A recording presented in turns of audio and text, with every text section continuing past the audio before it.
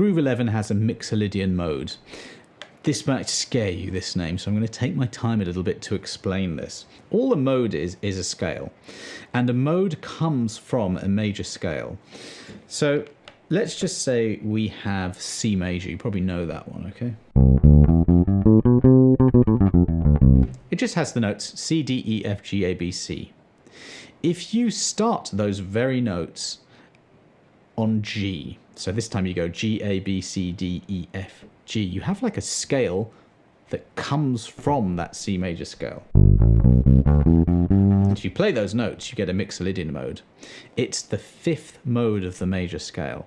And it is a scale that is just used so much in blues and soul, we have to include it.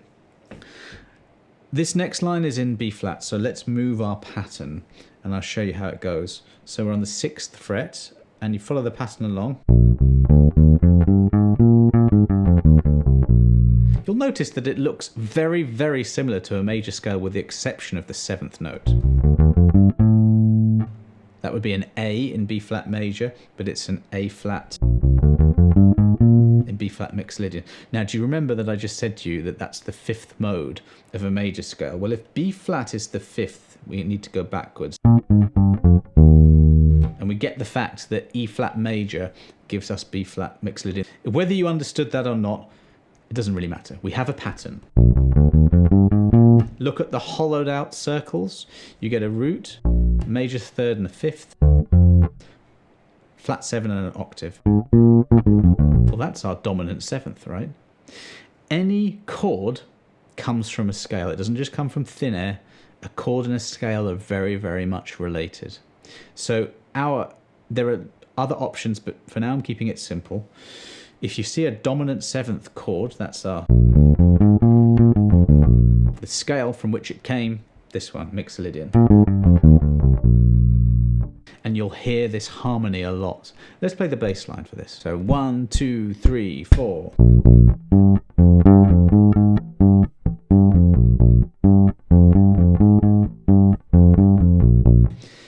We've seen the pattern before. There's our root 6, 5.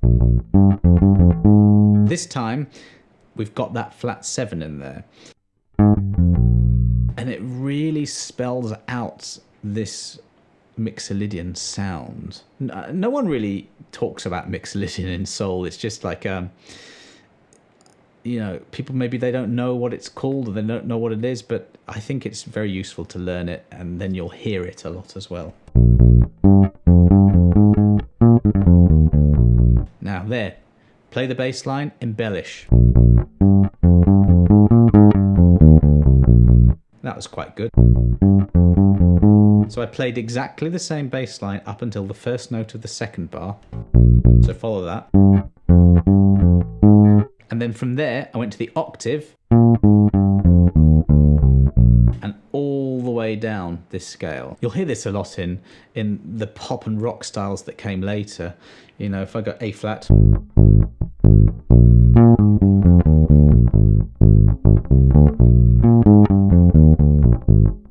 sounds like a really cool sort of 60s Bowie type bass line. Earlier on, we had a Louis Steinberg, Green Onion style 12-bar minor blues. Now we've got a major blues. And this is another one that I would encourage you to learn off by heart. So we've got 4 bars of B flat 7. That's the 1 chord. Exactly the same as the blues where we go to the 4th, which is the same fret but the next string, okay? But this time they're all dominant chords. That's that little 7 after the letter. That's dominant 7th chords, okay? So we've got E flat 7, that's the 4 chord. Then we've got back to B flat 7, 2 bars of F7, that's the 5 chord, 2 bars of E flat 7. And whenever we see a 7, we can use this Mixolydian with that dominant. So I'm going to play the bass line around about this speed. 1, 2, 3, 4.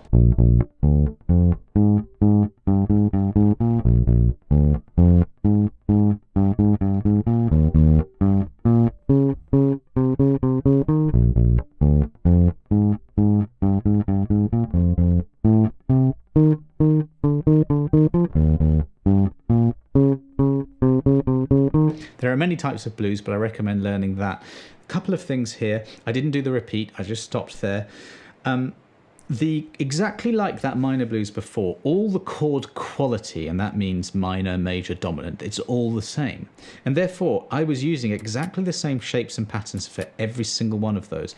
And that's why I love blues, because you can fall back on a lot of these patterns. Now, the pattern here, let's go to the first bar. We're just going up a dominant 7th arpeggio there. Again, I'm tapping my foot. 2, 3, 4, 1, and we've got lots of offbeat stuff, the syncopation idea we were talking about earlier. Now, if you're tapping your foot, it's kind of like tap, play, tap, play, tap, play.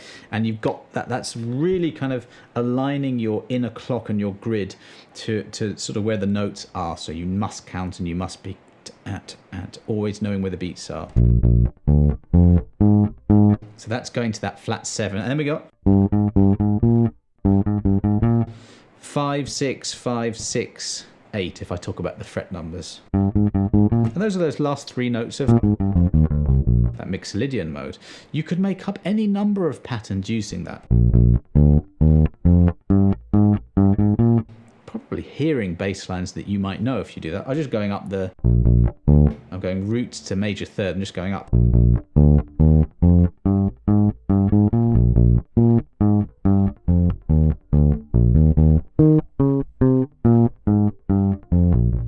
Literally playing the scale just on off beats.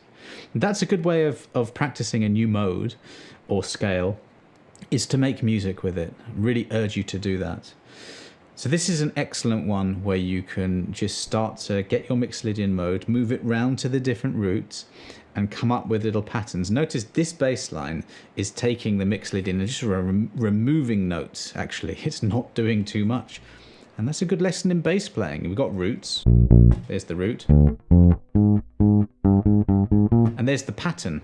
And just move the pattern around and it's like a Donald Duck Dunn type hook.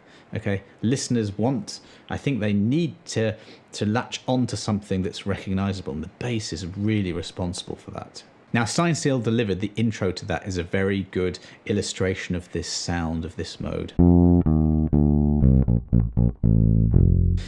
Going back to that point earlier, I'm not sure Stevie Wonder's there at the piano going, yeah, this is a Mixolydian mode, analysing it as much as I'm doing here. But just in terms of teaching and you learning, I think it's good to sort of codify these things. This is a Mixolydian mode. It's used so much in that style of music and blues. We may as well learn what it's called, even if it's got a funny, slightly scary name.